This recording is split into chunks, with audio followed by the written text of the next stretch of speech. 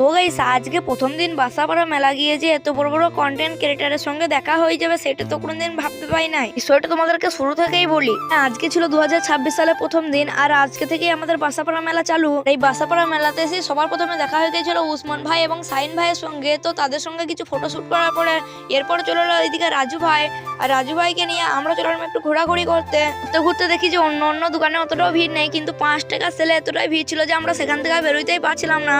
কোনোরকম করে বেরিয়ে এসে আবারও উসমান ভাইয়ের সঙ্গে দেখা হয়ে গেল, সেই জন্য রাজু ভাই উসমান ভাইয়ের সঙ্গে কিছু ফটোশুট করে নিল। রাজু ভাই ফটোশুট করতে করতে আমরা এটা দেখতে পেলাম, ওয়া কি গো, তার এত সুন্দর ড্যান্স দেখে এদিকে নাগরদোলাটা এখন ঘুরতে লেগে গিয়েছিল। আমি চলে এলাম একটা চায়ের দোকানে, আর চায়ের দোকান থেকে একটা ভালো দেখে চা নিয়ে নিলাম, কিন্তু চাটা খেতে কি যে সারা টেস্টই নাই। যেন চাটা তাড়াতাড়ি খেয়ে আমি চলে এলাম টেজের কাছে, আর টেজের কাছে এসে দেখি যে এখন টেজে কেউ নেই। সেই জন্য আমি ভাবছিলাম আমি একবার টেজে উঠে পড়ি।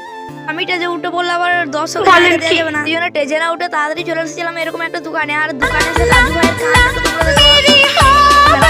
অনেকটা বড় হয়ে গিয়েছিল, সেই জন্য পার্ট 2 এবং পার্ট 3ও আসতেছিল, যে দেখার জন্য ফলো করো।